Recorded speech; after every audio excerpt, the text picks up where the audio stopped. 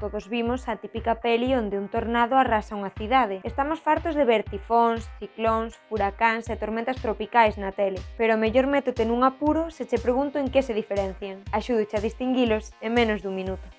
Antes de nada, podes estar tranquilo cos ciclóns, que non deixan de ser borrascas normais. Seguindo a escala ascendente, atopamos as tormentas tropicais. Divídense en 5 categorías, en función da intensidade do vento. Un tifón e un furacán son sistemas tormentosos que reciben o nome en función de onde se produzan. Se a orixe está no Atlántico, recibe o nome de furacán. Se é no Pacífico, pasará a chamarse tifón. Agora imos ao que che interesa. Tes a sensación de que nos últimos anos os do tempo falan máis destes fenómenos cerca de Galicia? Por culpa do cambio climático, as augas do Atlántico están máis quentes. As tormentas fórmanse máis ao norte, e coa axuda do vento do oeste chegan ao continente en forma de furacán. E non te preocupes que polo de agora non imos a ir voando, pero un consello, planifica ben as túas vacacións.